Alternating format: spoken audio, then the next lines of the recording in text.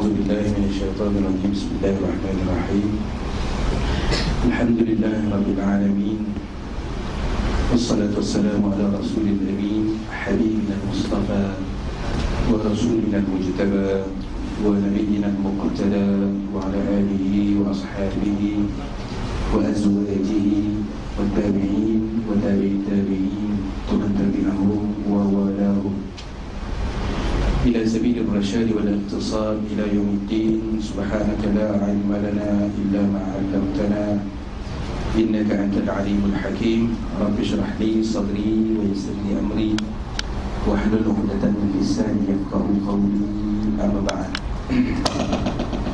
Kasih kepada saudara pengurusi majlis yang telah memberikan gelaran baru kepada saya, Al-Arif Billah.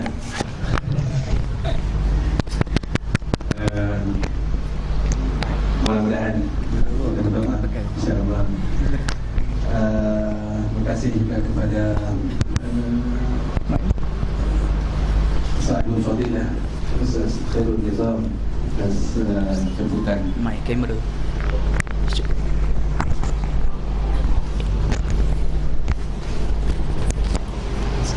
Atas jemputan untuk dapat bersama-sama dengan anak-anak para pencari dan pencinta ilmu, tulabul ilm sekalian.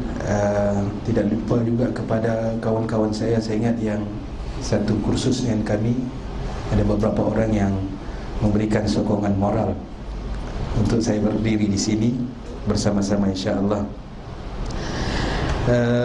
Baik, Assalamualaikum warahmatullahi wabarakatuh. InsyaAllah anak-anak sekalian, saya sebenarnya saya tidak tahu apa yang akan saya cakap. Cuma Ustaz Muhammad ada mesej, dia bilang cuba Ustaz cakap sedikit mengenai perjalanan sistem fatwa di Malaysia dan cabaran-cabarannya. Perjalanan sistem fatwa saya pun baru saja dipinjamkan daripada UiTM menjadi mufti negeri Sabah.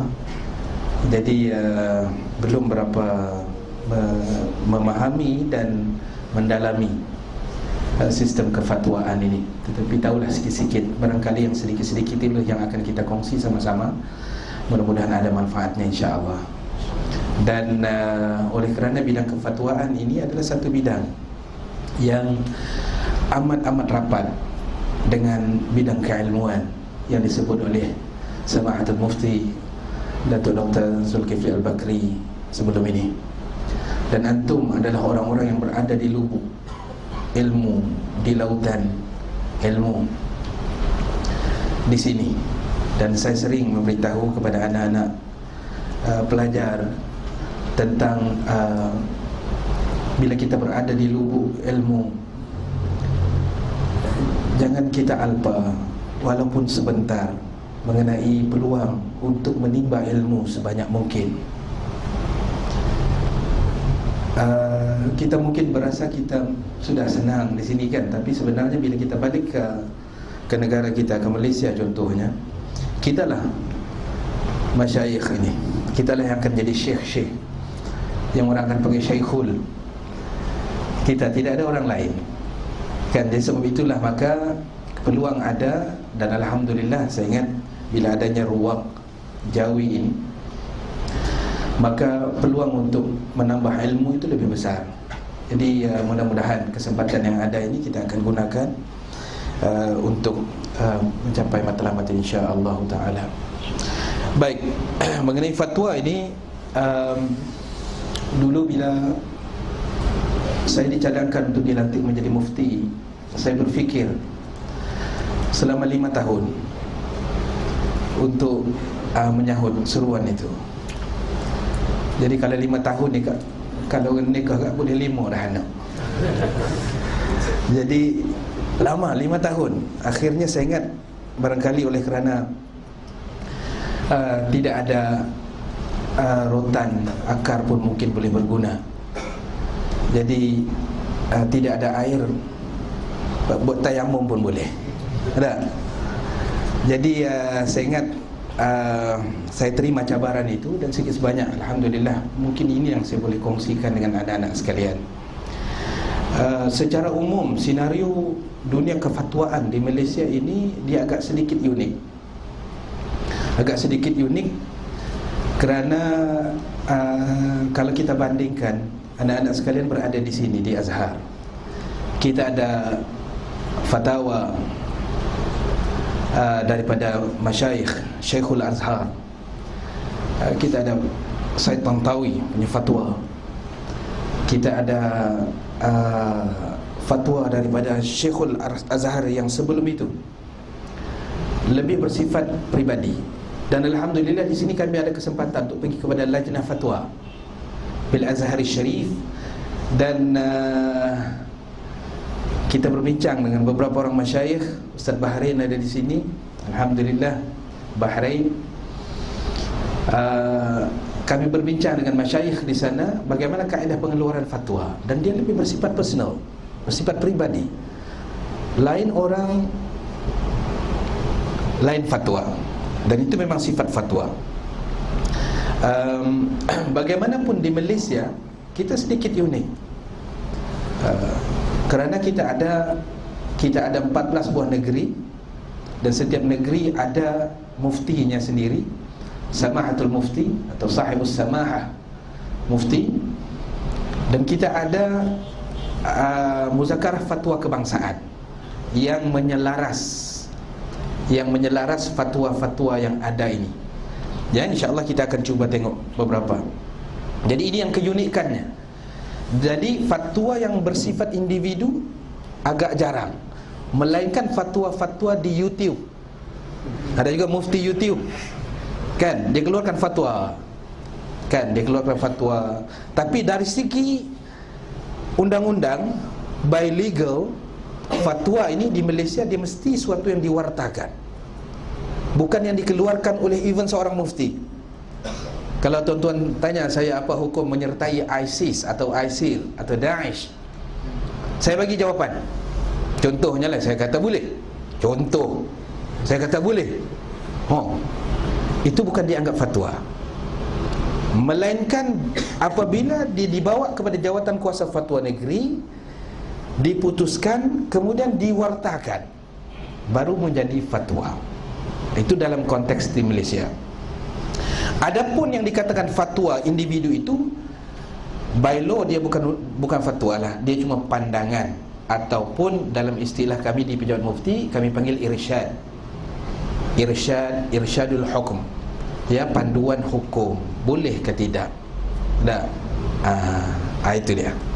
Baik, itu sedikitlah untuk anak-anak sekalian mendapat gambaran mengenai senario kefatwaan di negara kita.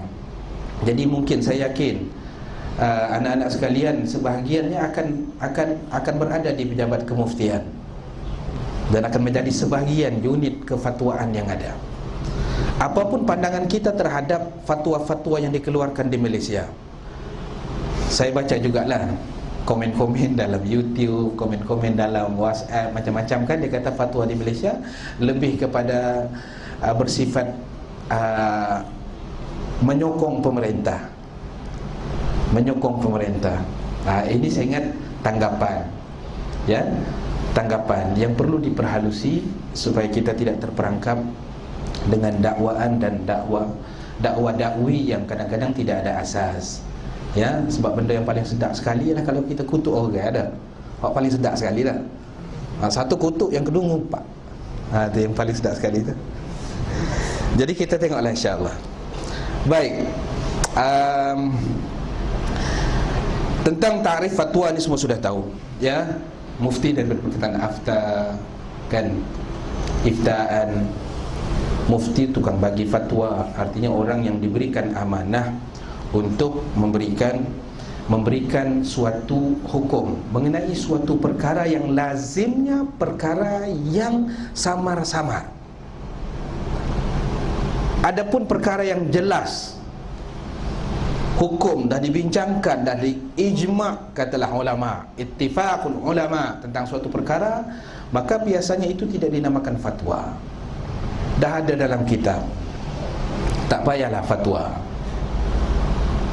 Bab misalnya babi misalnya kan, jelas ada dalam kitab ada,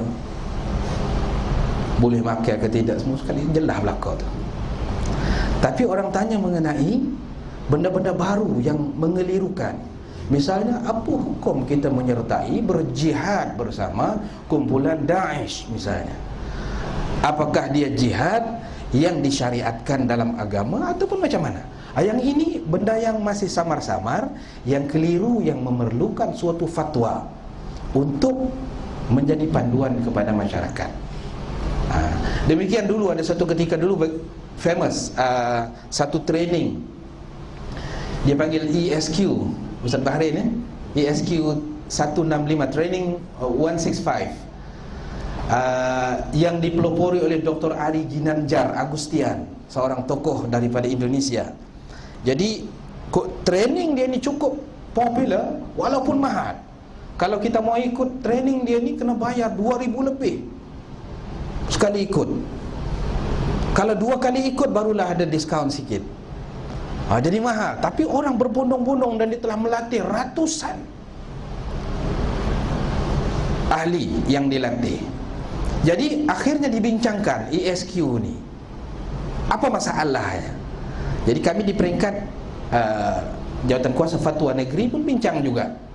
Dan kita mendapati ada 14 perkara yang menjadi keraguan, ya, yang dikira perkara yang yang question mark, yang boleh menimbulkan tanda tanya. Antaranya ialah God spot, titik Tuhan, yang dijadikan sebagai matlamat ataupun destinasi terakhir kursus tersebut. Ini bendanya. Saya belum lagi bagi jawapan lah fatwa mengenainya. Ya, kita kita tidak huraikan di sini. Cuma hukumnya tu macam Sabah masih lagi tidak membenarkan kursus ini. Tapi kita terbukalah. Baru-baru ni dia panel penasihat ESQ ni. ESQ ni short form untuk emosi kan. Emosi, spiritual, dan Q, ESQ. Saya lupa sudah. Emosi, spiritual, dan rujuk sendirilah. Jadi di Sabah kita pending walaupun kita buka baru ni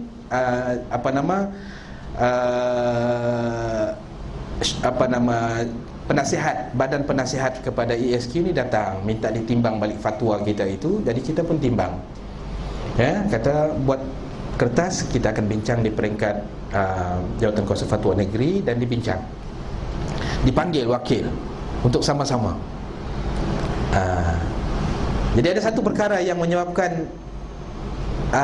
menyebabkan fatwa itu setakat ini dikekalkan, tidak membenarkan. Walaupun hampir-hampir Jawatan Kuasa Fatwa bersetuju untuk menarik balik fatwa pengharaman itu kerana hujah itu mantap. Tapi di akhirnya ada satu sangkut, ya, bila ditanya mengenai perkembangan ESQ ini, yang ini di Malaysia. Tadi Tuan cakap ESQ ini asalnya daripada Dr. Ari Ginanjar Agustian daripada Indonesia. Apakah usaha-usaha untuk mengislamkan ESQ ini, menjadikan dia sesuai dengan norma-norma dan kehendak Islam di Malaysia sajakah ataupun di Indonesia juga? Jadi dia, yang ada dibentangkan di Malaysia, tapi di Indonesia kami tidak begitu tahu katanya. Wah, ini gawat. Sedangkan kan asalnya daripada Indonesia. Suku budu ni mari daripada Kelantan. Dah tiba-tiba jual di KK di Sabah ni. Tukang jual tak tahu ni budu cak teres ni pada mana ni. Jadi kita pun ragu-ragu lah, betul ke ni budu daripada Kelantan kan, daripada mana? Kalau di Kelantan sikit mencelah iklan. Kalau di Sabah, budu Kelantan ini dia tidak panggil budu, dia panggil sos bilis. Sebab kalau dia bubuh budu, dia benda lain. Dia benda lain. Benda lain yang kita tak jadi nak belilah. Baik, balik semula kepada ini cerita mengenai fatwa, ya.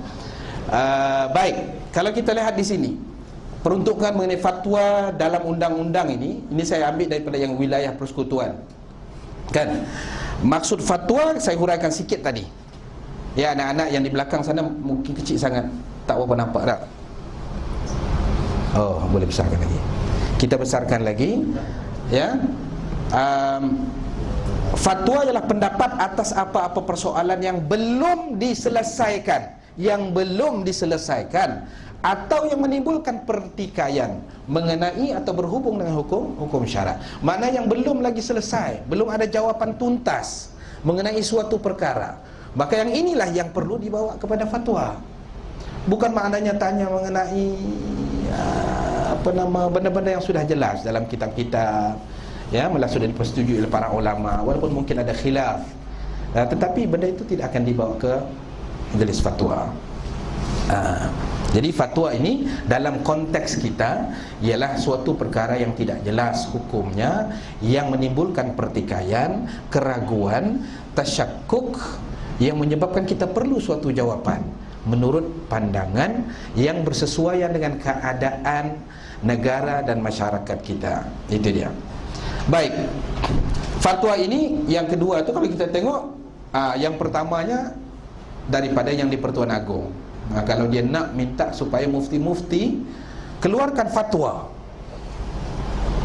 daripada atas lah ni, ya, daripada minal fuq ila tahat, daripada atas, daripada raja-raja turun.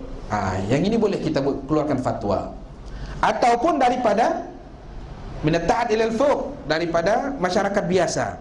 Tuan-tuan ada kemuskilan, anak-anak sekalian kemuskilan mengenai hukum makan ulat mulung. Kalau di Sarawak, saya pinjam kawan-kawan daripada Sarawak, dia ada satu ulat dalam sagu, dalam pokok sagu tu, batang sagu tu panggil ulat mulung. Kalau kami di Sabah, sebahagian kata ambatar. Dia ulat comel, ulat gemuk. Jadi saya pergi ke Sarawak hari tu, dia jual satu mangkuk tu RM5. Hidup-hidup dia bergerak. Jadi siap kami punya pemandu tu, dia beli, dia nak buat demo macam mana cara nak makan. Dia ambil seekor kat, dia basuh, pop, benda tu bergerak dalam pipi dia tu. Gitu cara.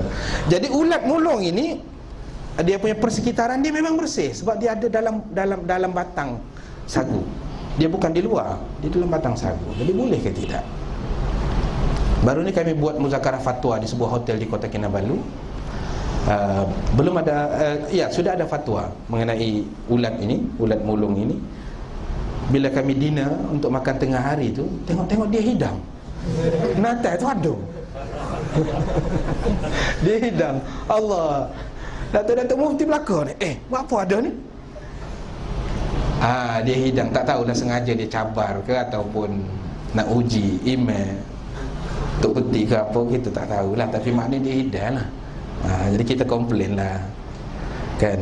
Jadi ulat mulung ni ada fatwa, dia masuk dalam hasyarat yang mengikut mazhab Syafi'i kita lah, ya, berdasarkan Syafi'i.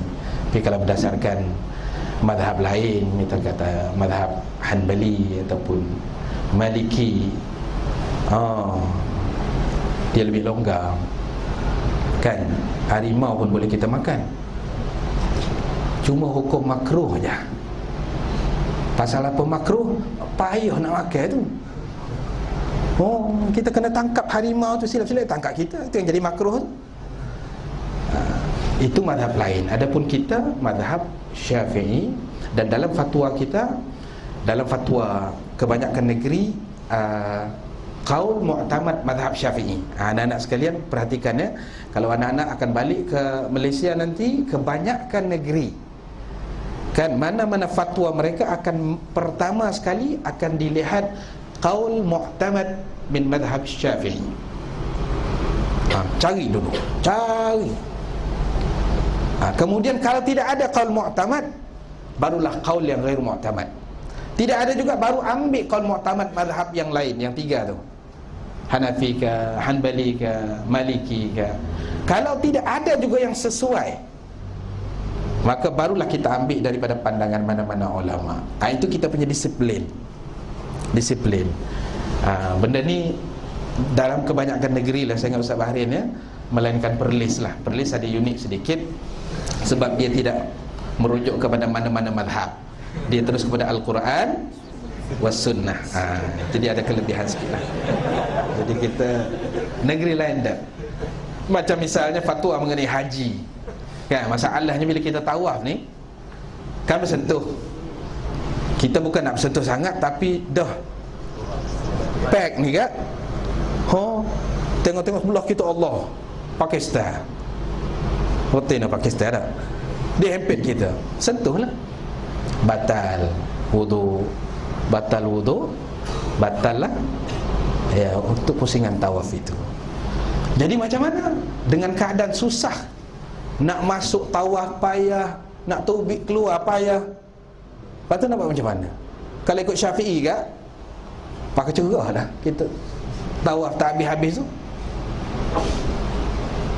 Maka dulu muzakarah haji memutuskan kita bertalfiq kepada mazhab lain daripada mazhab Syafi'i, yang mengatakan kalau bersentuh lelaki perempuan tidak membatalkan wudu, melainkan kalau ada karen, ada karen, ada dang sentuh warna rasa lain macam dia batal.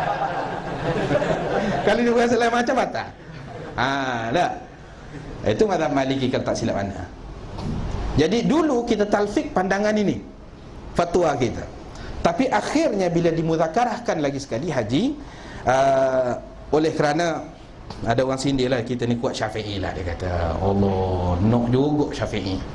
Jadi rupa-rupanya ada qaul marjuh dalam mazhab Syafi'i yang mengatakan tidak batal bersentuhan yang bukan mahram, tidak batal, kecuali tubik cah tadi.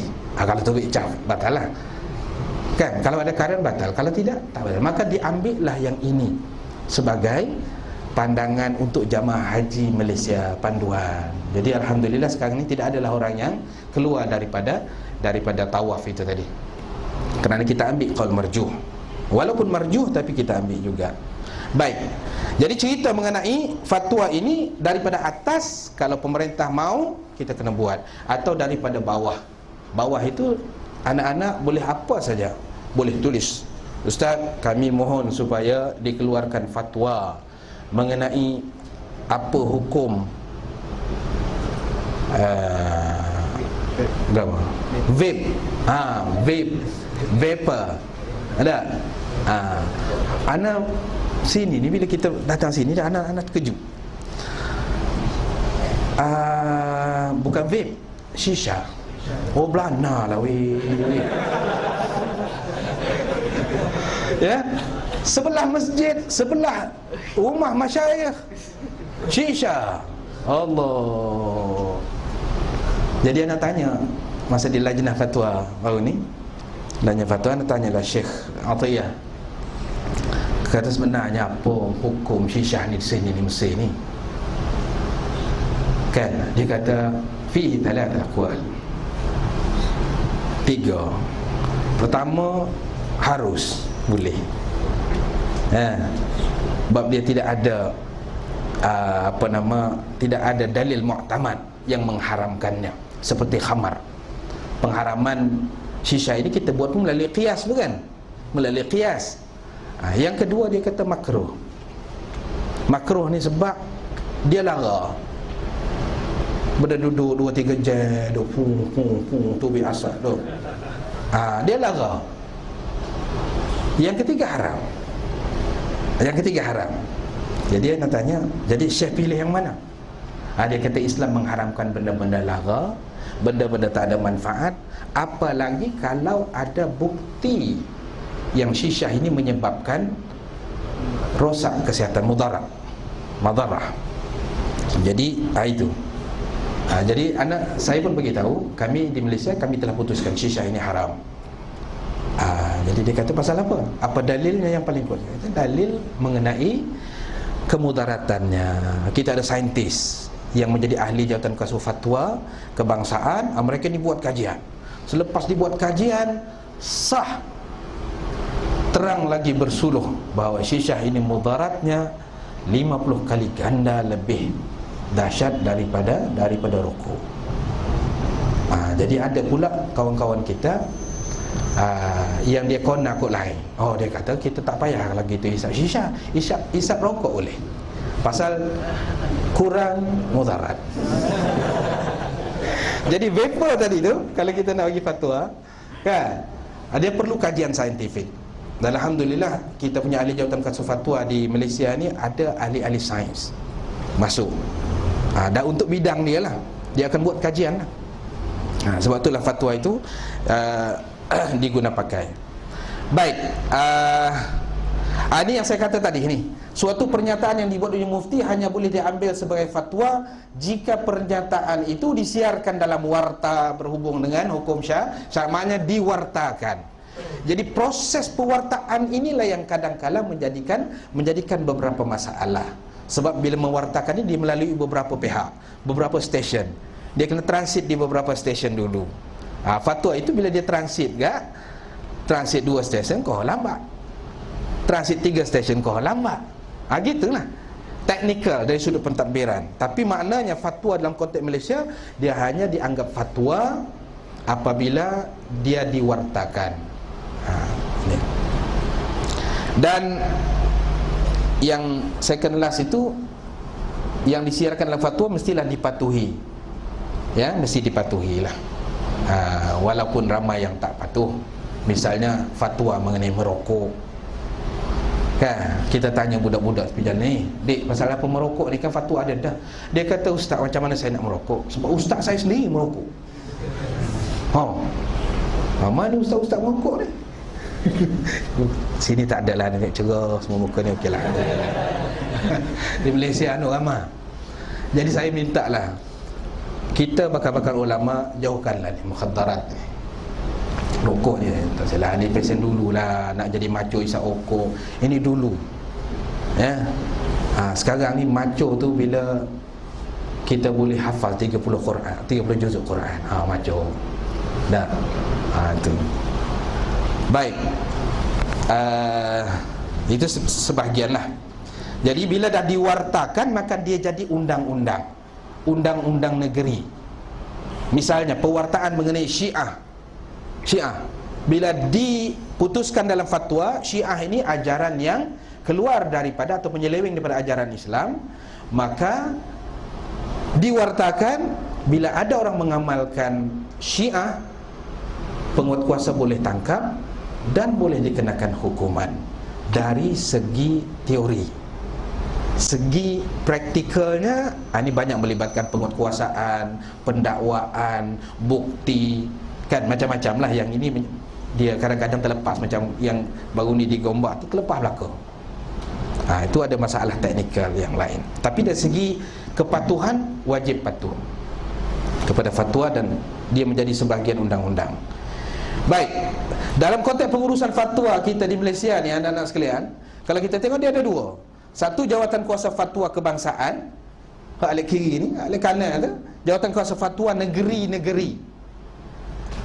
Yang ini jawatan kuasa fatwa kebangsaan ini, yang urus setianya ialah JAKIM, Jabatan Kemajuan Islam Malaysia, JAKIM. Yang ini dia punya urus setia. Jadi dalam jawatan kuasa fatwa kebangsaan ini, para mufti akan bermesyuarat di sana untuk memutuskan sesuatu perkara yang akan dijadikan fatwa ataupun memadai sebagai irsyad sahaja. Macam mana pun di peringkat ini, dia tidak ada kuasa, bidang kuasa untuk melaksanakan tidak ada. Bidang kuasa melaksanakan ini hanya ada pada negeri-negeri. Maknanya keputusan mengenai Syiah dalam jawatan kuasa fatwa kebangsaan misalnya, Syiah diputuskan ajaran yang menyeleweng daripada ajaran Islam dan bertentangan dengan ahli sunnah wal jamaah, maka untuk diwartakan, dia mesti pergi ke sebelah nu, fatwa negeri-negeri. Barulah kalau negeri setuju dan wartakan, barulah boleh jadi undang-undang. Kalau negeri tak setuju dan tak diwartakan, maka dia tidaklah menjadi undang-undang, dia jadi sekadar menjadi irsyad sahaja. Ya. Itu dia. Ini saya sebutkan tadi. Ya. Cuma dari segi hukum syarak, apa yang diputuskan oleh jawatan kuasa fatwa kebangsaan, dari segi hukum syarak ni, dia jadi hukum yang wajib bagi rakyat patuh. Katalah mengenai hukum, mengenai rokok tadi, ataupun vapor tadi, ataupun shisha, kebangsaan dah putus, tapi negeri tak semua putus. Ada yang putus sebagai irsyad saja, tak perlu diwartakan. Ada juga saya tanya pasal apa rokok tak boleh diwartakan, kan? Even di Sabah pun tak boleh nak warta. Ada beberapa masalah teknikal. Jadi ada satu ustaz, dia kata ni ustaz ni dia masuk dalam umumul balwa. Benda buruk yang tak boleh nak, tak boleh nak ni lah. Jadi anda ingat macam shisha tu pun di sini barangkali lah. Dia jadi macam tu juga. Benda yang dah meluaskan, jadi nak macam baru ni anda tanya di Lajnah Fatwa mengenai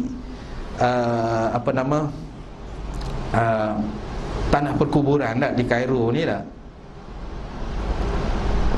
Ada peliknya tak? Dia buat bangunan. Kadang saya ingat macam ada kubah lagi.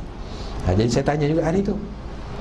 Jadi antara syekh tu kata, ialah benda ni benda yang kalau kita nak hapuskan, mudaratnya lebih besar berbanding dengan kita kekalkan. Tapi hukum tetap haram, katanya. Hukum tetap haram sebab ada beberapa kaedah fiqhiyah yang digunakan sandaran. Baik. Dari segi teknikal undang-undang, ia tidak mengikat atau tidak binding selagi tidak diwartakan oleh pihak berkuasa negeri, kerana Perlembagaan Persekutuan menetapkan bahawa perkara agama terletak di bawah bidang kuasa negeri. Sebab itulah kadang-kadang negeri-negeri ni berbeza. 14 buah negeri berbeza. Macam ESQ tadi, kan? Training ESQ ni yang haramkan setakat ni yang saya tahu wilayah persekutuan. Kemudian Terengganu, Terengganu kita pun haramkan juga ESQ ni. Dan Sabah. Negeri lain boleh. Sabah tak, Johor tak pasti. Wallahualam, rasanya Johor pun boleh kot. Anda tak berapa pasti Johor. Tapi maknanya ialah kadang-kadang fatwa itu berbeza. Sini boleh, sini tak boleh. Gitulah. Jadi kalau kita nak ikut ESQ, pergi ke negeri selain daripada 3 tadi. Jangan pergi Terengganu, dia haram, boleh kena tangkap. Brunei pun mengharamkan ESQ. Baru ni ada kawan-kawan kita jugalah yang aktif dalam ESQ ni, daripada Sabah dia orang singgah ke Brunei dan buat program di sana. Tengah-tengah buat program ni, penguat kuasa kan ambil tindakan. Duduk dalam lokap beberapa hari tu. Sementara diputuskan. Sebab dianggap melanggar fatwa yang telah diputuskan oleh PN Mufti Brunei. Baik. Yang tadi kita sebut tadi, ada sedikit perbezaan kalau anak-anak nak tahu kaedah pengeluaran hukum atau pandangan syarak oleh jawatan kuasa fatwa tadi. Ada 2. Satu, mesyuarat jawatan kuasa fatwa, Majlis Kebangsaan Hal Ehwal Agama Islam ataupun ringkasannya MKI. Satu lagi muzakarah jawatan kuasa fatwa. Kita ni ngaji Arab dan muzakarah dengan mesyuarat ni apa bezanya? Ada beza? Sikitlah. Dah, muzakarah huwa nafsu syai' ini musyawarah. Tapi oleh kerana telah dimelayukan, dibahasa melayukan, dia jadi pengertian khusus. Mesyuarat ini dia mesti jawatan kuasa fatwa MKI ini daripada MRR, Majlis Raja-Raja. Majlis Raja-Raja yang ni. Mana Majlis Raja-Raja mohon supaya mesyuarat khas dibuat, katalah mengenai fatwa mengenai GST misalnya. atau GHB. Tak ada lagi fatwa mengenai GHB ni. Dia benda politik lah. GST ada. GST ada, GHB tak ada. Baik, adapun yang kalau muzakarah itu daripada kita, macam tadi saya sebut, sama ada kita secara personal, individu ataupun organisasi tertentu, mohon supaya diadakan satu muzakarah bagi menyelesaikan sesuatu isu. Kemudian barulah dibawa ke negeri. Yang di atas itu, kalau mesyuarat diputuskan oleh majlis datang dari majlis raja-raja, maka negeri wajib sami'na wa ata'na. Adapun kalau muzakarah di bawah itu, negeri masih boleh lagi menimbang tara nak setuju ke tidak. Keputusan mengenai, katalah muzakarah fatwa kebangsaan, kata ASN, Amanah Saham Nasional dan Amanah Saham Bumi Putra, harus dari segi syarak. Sudah cerita. Bawa ke Selangor, Selangor kata haram, tak harus. Bawa ke Sabah, Sabah kata okey baik ni, dia bilang mana ada haram ni, boleh baik ni. Orang Sabah bilang kan. Jadi ada sedikit.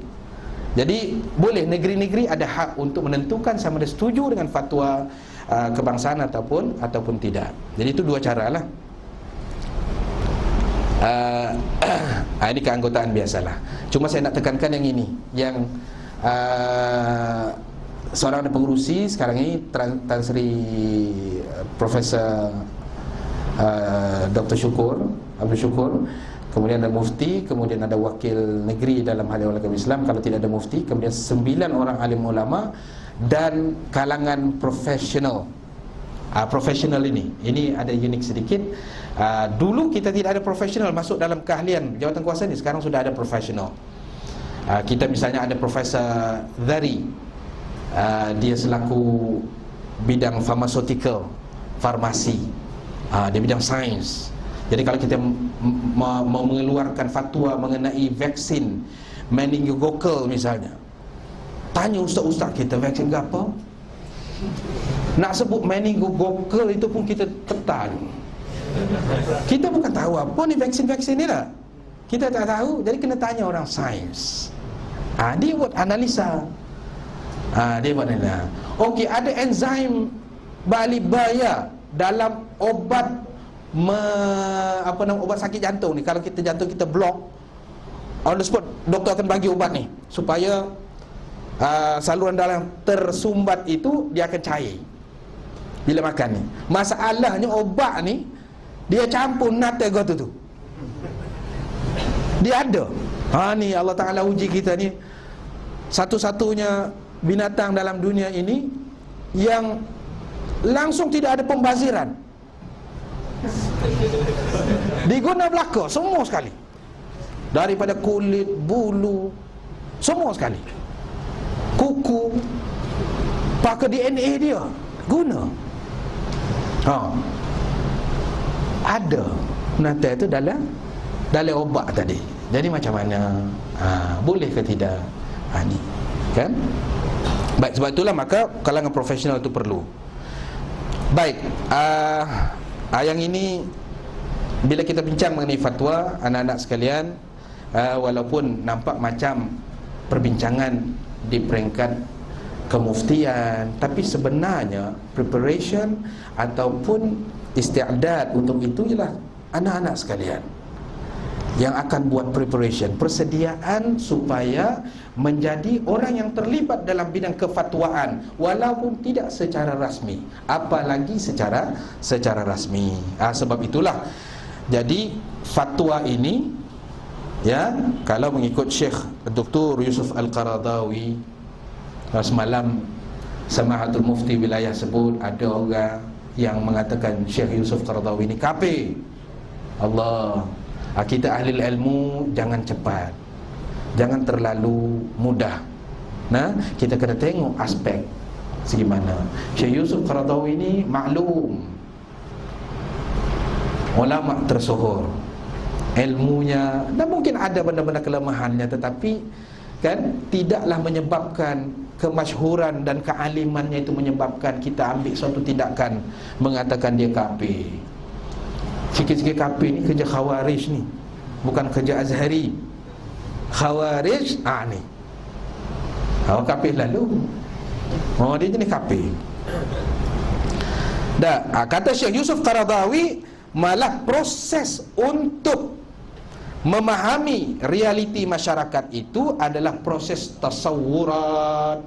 Tasawur, macam kita ngaji dulu ya, masuk usrah apa semua sekali, benda pertama kita belajar ialah at-tasawurul islami. Tasawur watan syaung Islam, gambaran kerangka Islam. Yang itu dulu kita belajar. Oh, rupanya Islam ni bukan main bas saja. Islam ini politik, ekonomi, bagian-bagian. Oh, baru kita tahu rupanya Islam ini luas. Itu tasawurat. Jadi kata Syekh Yusuf Al-Qaradawi, maka proses memahami realiti masyarakat, maka itu adalah proses pertama untuk mengeluarkan fatwa. Kita haramkan, kita larang kalimah Allah diguna oleh non-Muslim di Malaysia. Ini keputusan Muzakarah Fatwa Kebangsaan dan diedop oleh kebanyakan negeri melainkan Perlis. Perlis unik sikit lah. Kita adopt, dia tak adopt. Kita setuju, dia tak setuju. Tapi dah dia memang beda kuasa. Dia nak buat macam mana dah? Dia ada hak. Jadi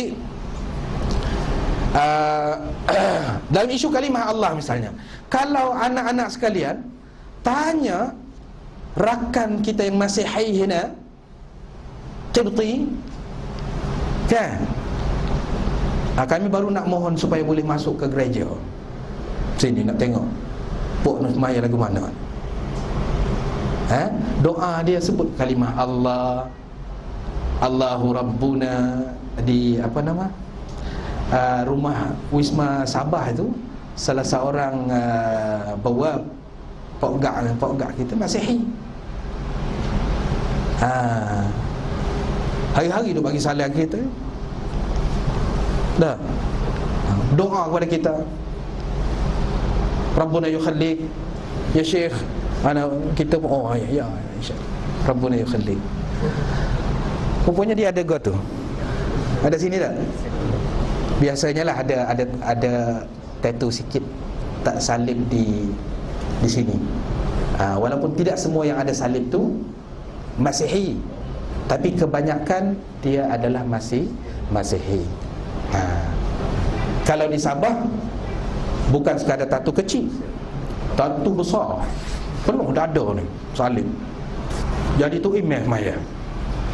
Saya jadi confused nak semaya ke tak ni, mana ni? Masa dia angkat tu nampak tattoo penuh. Allah. Rupanya dia taubat dah. Memang ustaz dia kata saya dulu memanglah, tapi nak buat macam mana? Kita nak buang macam mana ini? Dia bilang tak boleh buang pas sudah ini, kecuali saya buang saya punya tangan semua lah. Dia bilang begitu. Jadi dia sudah taubat. Ya, orang bertaubat ini at-taibu ilallah ka man la dambala. Boleh jatuh iman. Cuma saya kata supaya tidak confuse lah orang kampung, jangan pakai t-shirt lengan pendek lah, pakailah lengan panjang. Bila takbir itu pegang sikit Allah. Kita tak nampak gitu kan? Kita bagi panduan supaya maslahat makmum yang tak mengenali dia. Itu saja. Baik.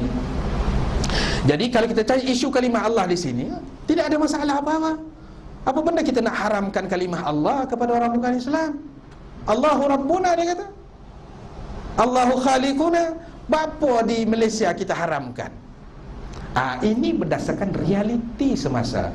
Malah di Sabah fatwa itu dipertikaikan. Dia kata di Sabah tidak diharamkan kalimah Allah kepada orang bukan Islam, dengan alasan kalimah ini telah pun diguna pakai oleh masyarakat bukan Islam sejak beratus tahun dulu. Tapi saya sendiri bila dibawa ke muzakarah fatwa, saya ada pandangan saya sendiri, maka saya setuju untuk diharamkan. Bila diharamkan adalah orang-orang tertentu yang atas daripada kita, mari panggil saya, ustaz. Dia kata, apa ustaz haramkan ni? Kenapa ustaz haramkan kalimah Allah ni? Ustaz tarik balik fatwa boleh? Jenuh juga tu nak berdepan kan. Ada suruh tarik balik fatwa. Saya kata itu bukan masalah tarik atau tidak, tapi ini masalah qarar dini, keputusan agama. Ini bukan soal baju. Kita rasa sempit, rasa longgar sangat, kita boleh tukar dah. Hari ini rasa tak sedap, esok beli baju lain. Ini fatwa, kita dah bincang banyak peringkat dan kita putuskan ini. Dia kata tak binding. Walaupun kita kata haram, tapi kalaupun mereka guna juga kalimah itu, boleh tak kita ambil tindakan? Saya kata tak boleh. Tuan, kita tak boleh ambil tindakan. Dah, dia kata kalau tak boleh tindakan, buat apa ada fatwa ni? Tarik balik. Saya kata, tuan pernah tengok tak signboard dilarang buang sampah, denda RM500, denda RM500? Betul? Ada tak orang kena denda buang sampah RM500? Tidak ada. Pasal apa kita tak tarik undang-undang tu? Alhamdulillah, hujah kita tu makul. Itu kadang-kadang kita nak berhujah dengan Quran dengan hadis ni pada mereka, kan? Baik. Jadi anak-anak sekalian, jadi kalimah Allah tadi, pengharaman itu bergantung kepada bi'ah, zuruf masyarakat dan negara masing-masing, mengikut keadaan yang berbeza. Mungkin anak-anak nak tanya selepas ni boleh, ya, lebih jelas. Ini satu lagi mengenai keperluan semasa ini, keperluan memahami bi'ah ataupun masyarakat semasa sebelum mengeluarkan fatwa. Ini yang disebut oleh Ibn Qayyim dalam I'lamul Muwaqqi'in. Dia kata mesti memahami realiti, hakikah, waqi'. Mesti memahami realiti suatu masyarakat atau suatu keadaan. Sebab itulah saya setuju dalam beberapa aspek di sini bila lajnah fatwa ni bersifat individu. Dia kata dia tidak pakai mana-mana mazhab khusus. Dia akan tengok keadaan orang yang bertanya. Orang yang bertanya, dia ambil dalil bagaimana Rasulullah menjawab jawapan yang berbeza bagi setiap pertanyaan orang yang bertanya. Ayyul a'mali afdal ya Rasulullah? Kan jawapannya macam-macam. Kata as-salatu ala waqtiha. Mari seorang lagi birrul walidaini. Mari seorang lagi la taghdab. Dia tengok bi'ah, siapa yang tanya. Kalau yang tanya tu mari dengan muka cengeng, muka gedembe je kan. Jadi afdalul a'mal indakum la taghdab wa la gedembe. Gitu. Dikau gitu lah maknanya. Tengok. Tapi kalau orang tu misal kata malas mayang, solat selalu tinggal, tentulah jawapan kita lah lain. Begitulah hujah. Ya. Baik, demikianlah juga kalau kita tengok anak-anak semua pun sudah tahu ini. Mengaji pun, ya. Qaul qadim, qaul jadid, Imam Syafi'i. Kenapa ada dua qaul ini? Limadha fihi qaulan 'inda Syafi'i? Kerana zaruf yang berbeza. Di Iraq lain, di Mesir lain. Keadaan masyarakat berbeza, keadaan berbeza macam-macam. Jadi ada satu sekarang ni fatwa kita dan dijadikan irsyad. Misalnya kalau anda Syafi'iyah, sah solat Jumaat itu bila cukup quorum 40 orang jemaah dah. Bermukim ke mustautin? Mustautin. Ya, 40. Ni. Dan ini kita guna pakai di seluruh negara. Tapi hari itu saya menerima satu permohonan daripada satu kawasan jauh, di satu kawasan di Sabah namanya Pegalongan. Saya tengok dia mohon supaya dibenarkan mendirikan salat Jumaat di sebuah surau. Saya tak puas hati sebab laporannya cuma ada 16 orang sahaja ahli jamaah, yang lain bukan Islam. Kan saya pergi, wallah punyalah jauh. Naik 4-wheel drive, lalu lereng-lereng bukit sejam setengah. Sampai ke jeti, naik bot. Naik bot pula sungai deras yang ada jeram tu. Tengok, kalau musim kemarau, bukan kita naik bot, kita angkat bot. Penumpang ni pakai angkat bot ni. Pasal air tak ada. Air tak ada. Adalah air sikit kan. Kalau musim hujan, bahaya. Baik, saya pergi tempat tu, tengok. Lepas tu kebetulan ada seorang pastor masuk Islam. Alhamdulillah. Di sana dalam keadaan susah Islam tu, ada satu pastor padri besar masuk Islam. Alhamdulillah. Jadi musim haji baru ni kita tolong dia pergi naik haji. Alhamdulillah, dia pergi lah, suka dia boleh naik haji. Jadi saya tengok keadaan itu tidak memungkinkan cukup 40 orang. Mana yang lebih baik? Kan dia tak salat Jumaat, ataupun dia salat Jumaat dalam keadaan kurang 40 orang. Saya tengok sana kelas-kelas agama tidak ada, sumber-sumber untuk menambah pengetahuan tidak ada. Yang ada ialah salat Jumaat sajadah khutbah yang dibekalkan oleh Jabatan Agama untuk dia faham. Kebanyakan mu'allaf. Jadi atas alasan itu saya kata 40 ni tak relevan dah dalam konteks kampung ini. Kita berkata okey, lulus. Ya, berapa orang saja yang ada? 16 orang lah. Salat Jumaat diluluskan. Sebab bi'ah, persekitaran masyarakat. Ada yang datang, mula-mula dulu datang bila ada ustaz kata tak boleh sembahyang Jumaat, tak cukup 40 orang. Atau kalau nak sembahyang Jumaat juga, top up dengan salat zuhur kan. Jadi dia bilang apa tuan-tuan? Dia bilang kalau begitu kami boleh sembahyang zuhur di rumah saja bang, tak payah pergi. Dia bilang tak payah keluar daripada rumah. Pasal dia nak keluar daripada rumah dia 2 jam 2 jam jalan kaki tu. Bagi orang kampung 2 jam ini maknanya kerja dia hari itu sudah selesai. Tidak ada kerja. Tidak ada kerja mana tidak ada duit. Kan menyusah tu tak? Jadi sebab itulah kita kata tak apa, pergi je salat Jumaat. Kita benarkan. Jadi fatwa itu berbeza mengikut keadaan tertentu. Dan di sini saya tengok masjid salat Jumaat ni mana-mana ada dah. Celah-celah bangunan pun ada. Kan sini amat longgar. Jadi saya pun tengah cari-cari hujah dilalah syar'iyah yang diorang pakai lah, mazhab apa kan. Mungkin kita boleh pakai. Mungkin, saya kata mungkin, belum lagi buat keputusan tapi mungkin. Misalnya sekarang ni cuba bayangkan di Kuala Lumpur atau mana-mana bandar besar. Kan, zahmah ini suatu benda yang maklum. Jam macam sini juga. Cuma sini orang dia berani naik kereta tu. Kan? Kena sikit-sikit tung tung tung okey saja. Sallu ala Nabi. Oh ya Allah. Dia main sallu ala Nabi tu, kita tengok Allah kemek dah kereta aku. Dah. Dia sallu ala Nabi saja. Baik, di sini celah-celah tu pun dia sembahyang. Baik, di bandar-bandar besar cuba kita bayangkan. Kaki tangan kerajaan ramai. Dia nak pergi salat Jumaat. Dia nak pergi ke masjid. Dia nak kena masjid, satu dia kena kejar masa. Sebab masa untuk salat dia pukul 2 nanti dia akan balik 2.30 atau 2.45 dia akan masuk balik ke pejabat. Masalahnya jam. Keluar daripada pejabat nak pergi ke solat Jumaat jam. Nak jalan kaki panas. Jauh. Jadi macam mana nak selesai masalah? Oleh kerana kita masih lagi tidak membenarkan salat Jumaat di pusat-pusat membeli belah. Sebab terikat dengan tapak tu, melainkan tapak itu diwakafkan untuk masjid, barulah boleh kita benarkan untuk salat Jumaat. Siapa nak wakafkan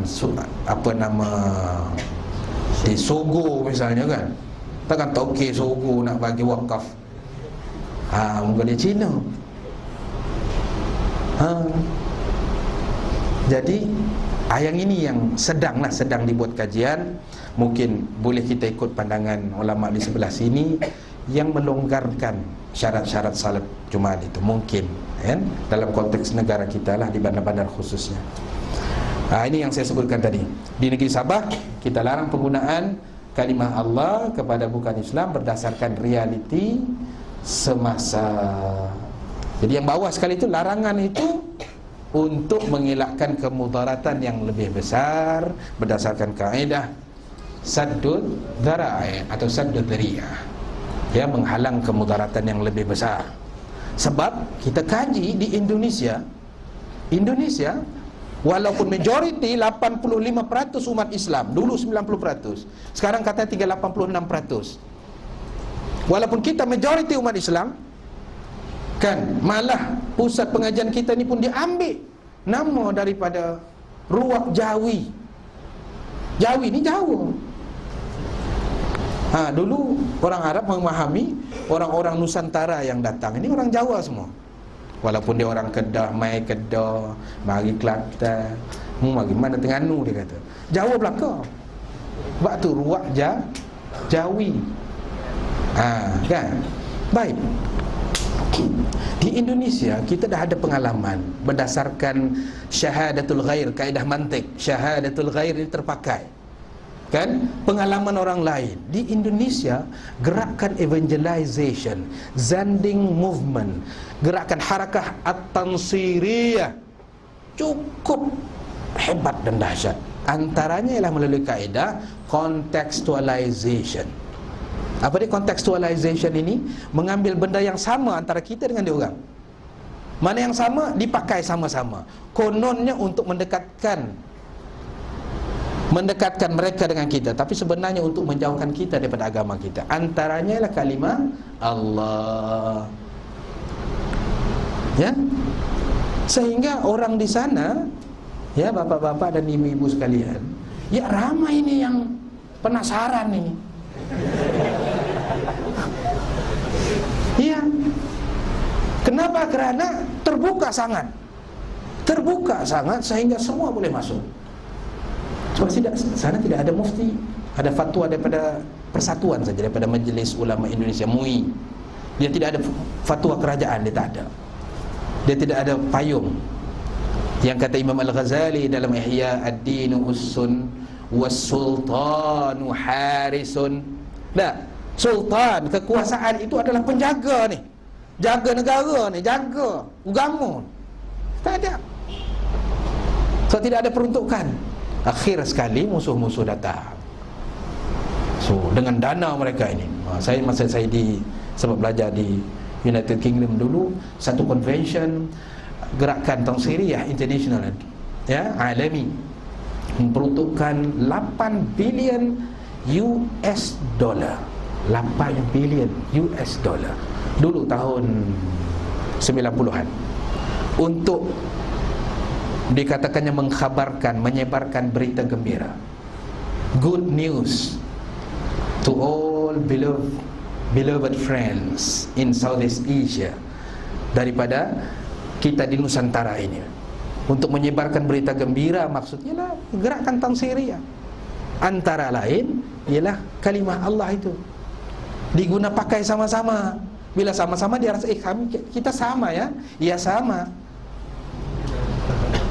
Di Sabah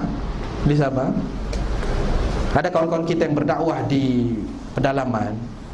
Dia kata puak-puak ni sampai ke tahap dia suruh orang perempuan mereka ni pakai tudung, padahal tidak ada dalam syariat mereka itu, tidak menjadi amalan pakai tudung. Sebab dia bilang, kamu wanita, kamu pakai tudung, ya kami yang pakai tudung juga, tengok, tutup aurat juga.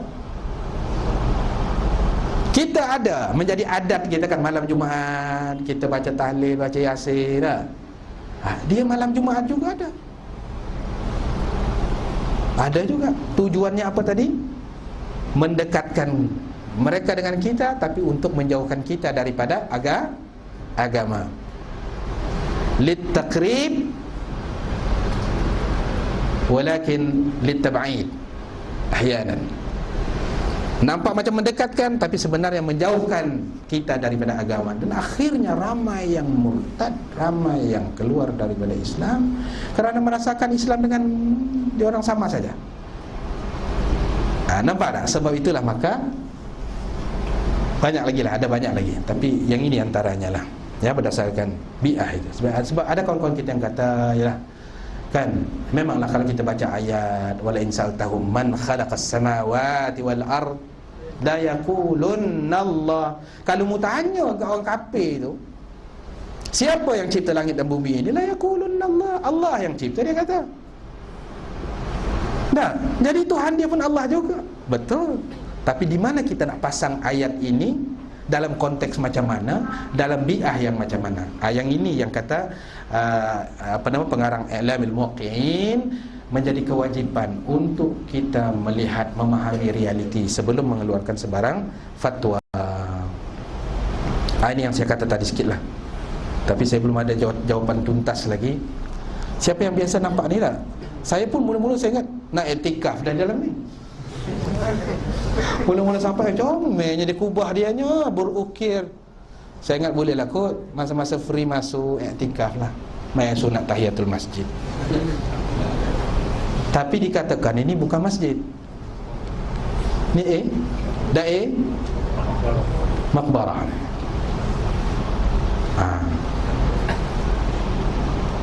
Jadi macam mana tu? Bukankah kita dah diajar mengenai haram, ada hadis dia tak? Buat binaan di kuburan. Ini bukan buat binaan lagi ni, macam masjid ni. Mujur anak tak telajak iktikaf dalam. Anissa lagi dah lah nak ambil gambarnya. Apa nama? Ada tulis sana. Ustaz Muhammad Naji. Tapi maknanya atas tu keluarga, tanah perkuburan, kawasan perkuburan keluarga lah, keluarga. Dan dibuat tembok kan. Ini benda-benda yang memerlukan penelitian ahli fatawa, dan kamu semua ahlul ilmu. Ya, jangan kamu kena buat kajian sikit. Kalau boleh masuk dalam. Katanya mayatnya tidak, macam saya tanya masyayikh tadi tu, dia kata tengok keadaan tanah dalam tu. Kalau berair, dia tak masuk dalam lahat. Dia akan letak mayat tu di atas.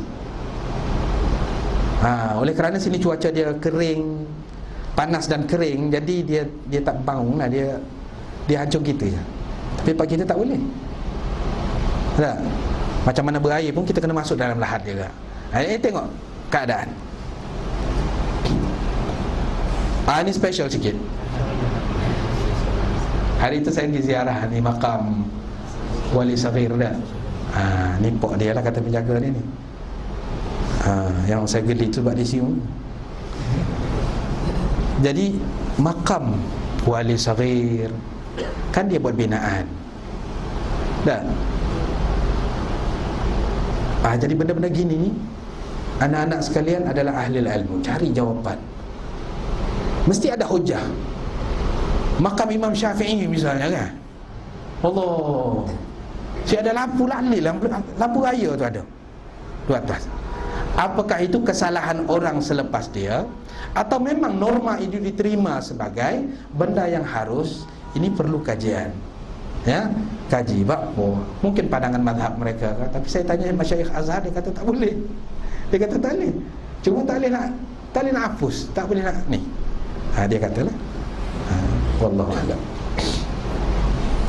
Ya, jadi kita pun tahu kaedah macam yang Ibn Qayyim Al-Jauziyah kata, bukan ya, taghayyurul fatwa wa ikhtilafuha bihasbi taghayyuril azminah wal amkinah wal ahwal wan niyat wal awaid adat. Niat berbeza, maka fatwa itu akan berbeza. Macam kalimah Allah tadi, niat pada pandangan kami lah, niat itu ada something, niat yang tak elok. Buktinya pasal apa? Pasal apa Bible bahasa Melayu sahaja yang perlu ditukar kalimah God atau Lord kepada Allah. Kalau betul Allah itu Tuhan demo tu tak? Pergi tukar semua tu, bahasa Inggeris, bahasa Jerman, tukar belaka jadi Allah. Tapi dia tak tukar. Yang dia tukar bahasa Melayu saja. Please, mesti ada udang sebalik mi. Kita kena peka lagi tu. Jangan peka. Apa? Bahasa Melayu saja dia nak. Inggeris dia tak tukar pula. Kan? Dia masih guna Lord, God. Kan? Gitu. Jadi, tengok. Jadi banyaklah ini beberapa kaedah yang tuan-tuan lebih tahu. Misalnya al-masyaqqah tajlibut taisir. Ini dalam konteks, misalnya dalam konteks di Malaysia, KWSP ni kan wajib keluar zakat. Duit simpanan kita di KWSP tu, bila kita nak keluar dah layak mengeluarkan, maka katalah KWSP kita RM20,000, maka wajib kita keluarkan. Baik, keluarkan itu bila? Kena ada nisab cukup haul. Kan ni kena tunggu setahun dah Kamaria. Jadi berdasarkan al-masyaqqah tajlibut taisir kan, dan juga al-mutaaddi afdal minal al-qasir, dan beberapa lagi hujah yang lain. Saya baik sikit sajalah. Maknanya boleh pencarum itu yang baru saja mengeluarkan 25,000 dia tu, tak payah tunggu haul setahun. Tubik 25,000, bayar zakat dulu 2.5%. Boleh. Dan sebab dalam kitab, bila ini semak dalam kitab fiqh pun boleh. Tak payah tunggu cukup setahun. Sebab bila kita tunggu cukup setahun, apa jadi? 25,000 tu ya baik-baiklah kita beli handphone, beli motor, beli gapo. Jadi mana dah 25%, Ustaz? 2.5% tak ada, dah ada kata habis. Jadi tarik belakang dah. Jadi untuk itu masyaqqah tajlibut taisir digunakan. Gitu ya. Ada mahkamah, samalah macam soal kenapa kita zakat fitrah dinilai melalui beras. Kan? Sebab adat al-muhakkamah kita makan beras ke? Makan nasi. Nasi daripada beras. Ya. Jadi sebab itulah dikira pertama beras. Yang kedua, berapa kadarnya itu dikira daripada kelaziman beras apa. Kalau macam di Sabah, yang paling laku ialah Vietnam white rice. Di Selangor, Thailand punya. Jadi ikutlah. Ya, tapi yang satu sa' itu gantang Baghdad sama, kita ambil yang itu. Ya, RM2.60 sekilogram. Maka itu yang keluar RM7 kan, bergantung. Jadi kenapa tahun lepas RM6.80? Bergantung kepada beras yang kebanyakan dimakan oleh rakyat negeri tersebut. Adalah kiraan-kiraannya. Jadi semua ini berdasarkan kaedah, antara lain ialah al-adah muhakkamah. Demikianlah juga macam sekarang ini sudah ada, misalnya boleh bayar zakat fitrah, malah zakat harta melalui ATM. Melalui ATM, melalui handphone pun boleh ni. Jadi macam mana ijab dan kabul? Kan aku beli kan, aku jual, beli jual, ada tak? Tak ada. Maka untuk menetapkan ini beberapa kaedah digunakan, antaranya wal kitab, al-kitab kal khitab. Tulis itu sama macam kita bercakap. Jadi dalam ni bila kita nak send bayar zakat fitrah, ada ahli 7 orang, kali 7 ya, 7 kali 7 berarti yes or no. Yes, send. No, yes itu maknanya akan. Itulah tu al-kitab kal khitab. Jadi benda-benda macam itulah membantulah. Ya. Baik, yang terakhir sekali anak-anak sekalian, yang terakhir sekali saya minum air dululah. Bismillahirrahmanirrahim. Baik, yang terakhir sekali, ini antara cabaran, dan mungkin ada lagi lah yang anak-anak sekalian boleh tengok. Dan cabaran-cabaran ini, walaupun anak-anak rasa lama lagi aku nak balik Malaysia ni lama, tapi maknanya kan saya cakap tadi, bidang kefatwaan dan bidang ilmu ini amat dekat. Ya, misalnya antara cabaran fatwa di Malaysia, isu keseragaman, uniformize. Ya, uniformize, nak uniformkan semua ni. Kata tadi ada 14 negeri. Kebanyakan negeri kecuali Perlis tidak menjadikan mazhab Syafi'i sebagai sandaran ataupun sebagai rujukan utama. Misalnya status yang diputuskan anak yang tidak sah taraf bagi bayi yang lahir kurang 6 bulan. Kurang 6 bulan. Ya? Maka Sedangkan fatwa kebangsaan kata dia dianggap tidak sah taraf. Tapi fatwa Perlis kata sah taraf dengan syarat puak dia mengaku yang itu anak dia. Itulah. Jadi tidak seragam lah. Soal betul tak betul, ini saya serahkan kepada antum ahlul ilmi. Ya, antum ya ahlul hikmah yani. Tapi itulah fatwa kita. Demikian baru ni berlega fatwa larangan doa awal tahun, akhir tahun. Allah, ni pun masalah juga ni. Ya. Dah, benda-benda yang ulama kita putus lama dah ni. Ada juga fatwa. Ni Negeri Sembilan, ya, Negeri Sembilan ni dia power, asal dia 9. Orang lain satu belakang dia 9. Jadi dia isytihar, Wahabi ni diharamkan. Dia isytihar masuk surat khabar ni. Tabiklah Datuk Yusof ni. Tapi saya pergi hari tu, di mana tu satu tempat terjumpa satu majlis nak solat Jumaat, solat Maghrib. Lepas tu sebelah masjid tu ada acara. Dah lah saya ambil gambar ni. Ni, gani ni. Ada asap kemenyan tak? Asap. Tanyalah budak yang bawa saya tu, biasanya dia kata ada majlis macam tahlil arwah lah. Macam kita majlis tahlil arwah. Jadi saya ambil gambar ni, jadi saya pun nak tahu, masuk walaupun tidak diundang. Saya tengok semua pakai coat smart kan. Saya pun masuk pasal nak tahu walaupun tidak diundang. Jadi masuk. Saya tengok dalam tu ada kursi yellow, ada qari, hujung tengah baca Quran. Antara Maghrib Isya ada qari. Dan syai bin na'na' wala bil laimun. Mazbut. Jadi kami pun dihidang jugalah syai. Dia tanya syai wala qahwa? Dia kata syai lah. Ya. Ada juga di sini rupanya yang sebahagian kawan-kawan kita yang mengatakan haram, bid'ah, dalalah, kullu dalalatin finnar. Siapa yang buat kenduri arwah Allah. Jadi tidak seragam. Nampak tak? Ini masalah lah, cabaran lah. Macam mana nak bagi seragam? Susah juga. Wallahu alam. Pening pada pengurusi jawatan kuasa fatwa kebangsaan. Baik, kemudian isu bidang kuasa. Bidang kuasa urusan agama termasuk kefatwaan. Ini bidang kuasa negeri. Kita ada 14 negeri masing-masing. Majlis Fatwa Kebangsaan tidak ada langsung bidang kuasa ini. Dia cuma menyelaras keputusan. Ini yang saya terbagi contoh macam ESQ Training 165, Hukum ESN ESB dan lain-lain. Ikut negeri. Ikut negeri. Kalau kamu daripada Selangor, haram ESB.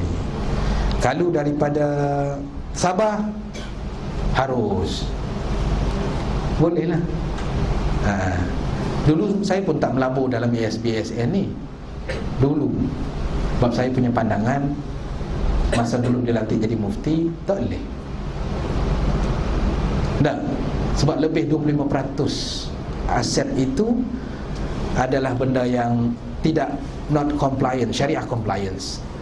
Maknanya yang terlibat dengan ghairu syar'i, aktiviti perbankan lah terutama sekali.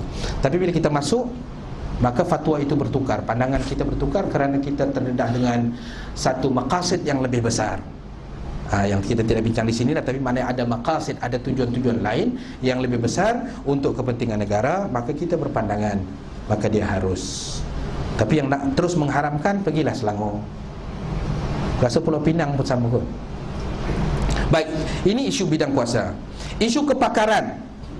Kepakaran ini, tuan-tuan, anak-anak sekalian, adik-adik sekalian, kamu yang akan jadi pakar nanti. Pakar usul fiqh, kan? Pakar akidah, pakar ajaran sesat.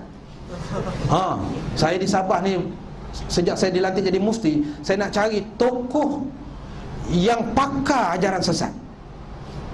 Tak jumpa cari. Sebab banyak ajaran-ajaran sesat mari daripada Filipina, mari daripada Indonesia.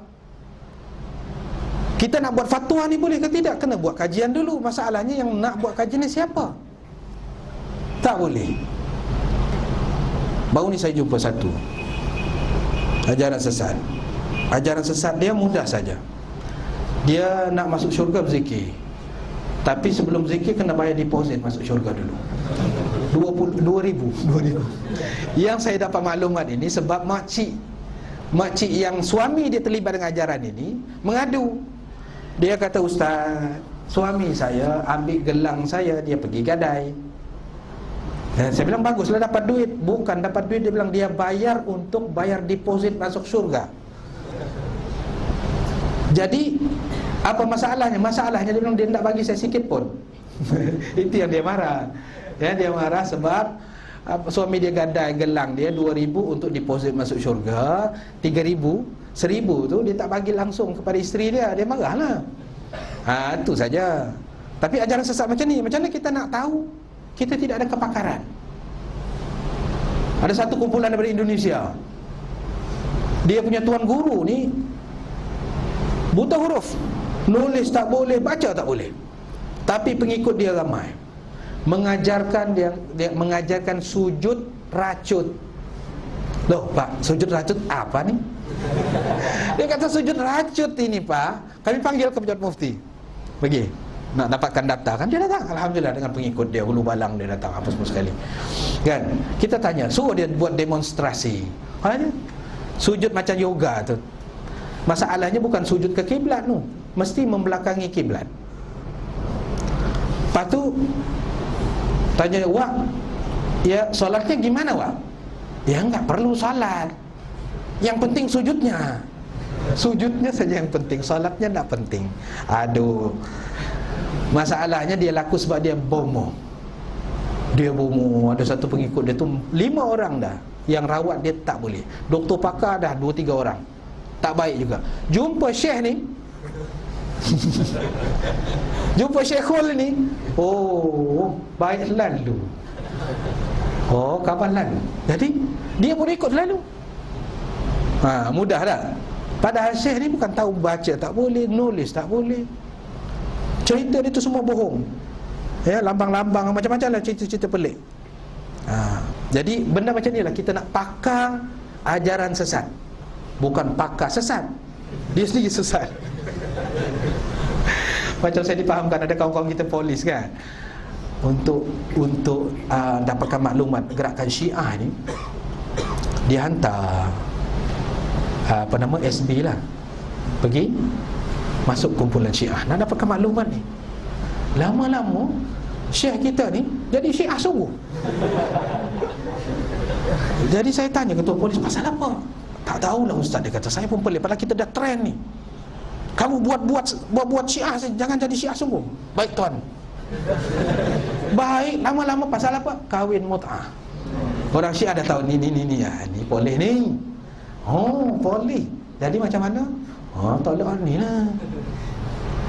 Mut'ah 3 bulan. Oh, 3 bulan kak? Mas kahwin suka teriak ya? Baik, boleh. Bukan semua ya, ni ada rakaman. Maksudnya ada kes orang yang kita tugaskan untuk menyiasat kesesatan, dia ikut sesat. Allah. Ni masalah besar. Jadi kita kekurangan pakar dan latihan. Isu pentadbiran, ya, proses pengeluaran fatwa. Ini anak-anak sekalian ya, proses pengeluaran fatwa ni pun satu masalah. Anda tengok di sini Lajnah Al-Fatwa ni, alhamdulillah kami dapatlah diberikan kesempatan untuk berbincang-bincang ni. Anda tengok kaedah ni macam boleh dilaksanakan untuk mengurangkan sikit birokratik fatwa. Di mana di sini Lajnah Fatwa ni dia buka kios, buka meja lah. Bukan kios lah, meja ada 5-6 Ustaz Bahrin ni. Lepas tu ada masyayikh kita seorang, 2 orang, satu meja. Jadi kami ni sebenarnya bukan, kami pemerhati saja bila ada kes orang nak bercerai ke, pembahagian faraid ke, atau apa-apa masalah, pergi jumpa syekh ni. Jadi kami tengoklah macam mana syekh ni bagi keputusan. Itu maksudnya. Jadi dia menyelesaikan banyak masalah. Cuma baru ni saya tanya, dia kata, "Syekh, halulaka ta'arud, ada tak pertentangan antara keputusan yang syekh buat dengan undang-undang mahkamah contohnya, ataupun keputusan itu tidak dipersetujui?" Dia kata ada. Jadi kalau bila ada pertentangan, mana yang boleh dipakai? Dia kata ikut pandangan undang-undang lah, saya cuma bagi dari segi hukum syarak. Jadi memang ada masalah juga. Cuma saya ingat bila ada kaedah macam ni, mudah sikit, cepat. Kita buka kios, katalah di mana-mana, okey seminggu sekali, kita bawa mari kita punya masyayikh buka 5 meja. Orang ramai datang lah, tanya macam-macam. Jadi selesai. Kan? Mudah. Kecuali lah perkara-perkara besar yang memerlukan fatwa. Ini. Jadi ini kita akan fikir sama ada sesuai atau tidak lah. Baik, isu wewenang. Ini bahasa Jawa saya pinjam dengan izin Ustaz Bahrain ya. Wewenang, authority, ya, daripada majlis atau jawatan kuasa fatwa negeri, majlis kebangsaan, jawatan kuasa fatwa kebangsaan ataupun macam mana. Ini bergantung. Kadang-kadang even di negeri pun kadang-kadang ada juga masalah. Kan majlis satu hal, jawatan kuasa fatwa negeri satu hal. Kadang-kadang jawatan kuasa fatwa negeri sudah keluarkan fatwa, bawa ke majlis untuk disubmit ke yang ke atas lagi, sangkut di majlis. Ini antara masalahnya. Sebab tu kadang-kadang fatwa itu jadi lambat. Kita marah dengan muftinya. Apalah mufti ni nak keluarkan fatwa vapor vibe pun tak boleh nak keluar lagi. Padahal ada dah, cuma dia sangkut di tempat-tempat lain. Pewartaan, ya, misalnya isu kalimah Allah telah saya sebutkan tadi, dan isu penguatkuasaan. Isu penguatkuasaan ini pun penting. Kadang-kadang kelemahan fatwa kita itu tidak tidak compliance, tidak sesuai dengan istilah undang-undang. Sebab undang-undang ini memerlukan istilah khas supaya undang-undang dapat dikuatkuasakan. Katalah contohnya, kita bagi fatwa, okey, Syiah ini haram diikuti ataupun dijadikan pegangan. Itu fatwa kita, contohlah fatwa kita. Jadi penguatkuasa tangkap orang-orang Syiah, orang Melayu Syiah ni tangkap. Bila tangkap kena dakwa. Hakim tanya, apa alasan awak tangkap orang Syiah? Oh, mengikut warta sekian-sekian, enactment sekian-sekian, bahawa Syiah ini adalah sesuatu yang dilarang. Dilarang tidak semestinya boleh ditangkap. Yang ini. Jadi bila terutama lawyer, dia ambil lawyer, kan? Ni sepupu sepapat Karpal Singh, Manjit Singh. Oh, ni bijak. Cik, dia pandai putar belit. Jadi habis kita pokok kita kalah belakang. Betul. Jadi sebab itulah maka isu penguatkuasaan ini penting, di mana sirah fatwa itu mestilah bernilai undang-undang, di mana boleh dilaksanakan penguatkuasaan. Jadi anak-anak sekalian, saya ingat setakat itulah ya yang boleh saya kongsi. Sebenarnya banyak lagi saya pun tak ingat.